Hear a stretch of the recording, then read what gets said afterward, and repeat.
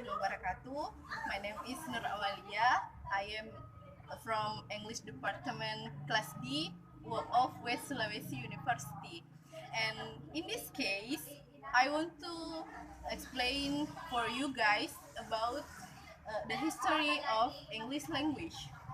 The Old English of the Anglo-Saxon era developed into Middle English, which was spoken from the Norman conquest era to the late 15th century. A significant influence on the shaping of Middle English came from contact with the North Germanic language spoken by the Scandinavians who conquered and colonized parts of Britain during the 8th and 9th centuries.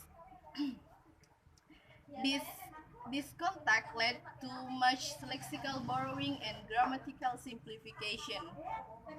Another important influence came from the conquering Normans, who spoke loanwords entered the language in this period, especially in vocabulary related to the church, the court system, and the government.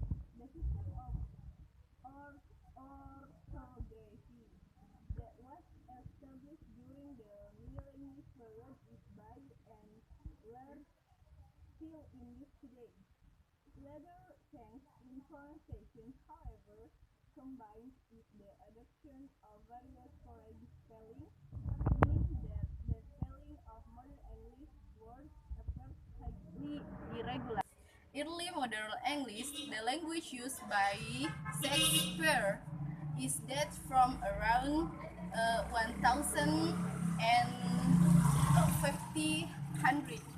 It incorporated many Renaissance era loans from Latin and ancient Greek, as well as borrowings from other European languages, including French, German, and Dutch. Significant pronunciation changes in this period included the ongoing Great Vowel Shift, we, which affected the qualities of most long vowels, modern English proper, similar in most respect to the spoken today, was in place by the late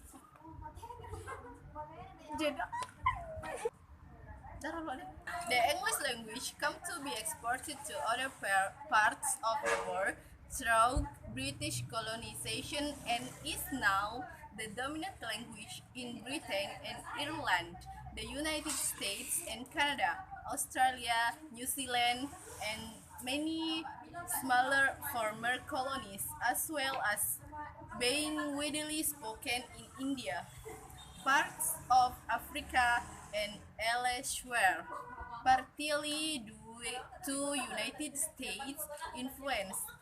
English gradually took on the status of a global lingua franca in the second half of the 20th century.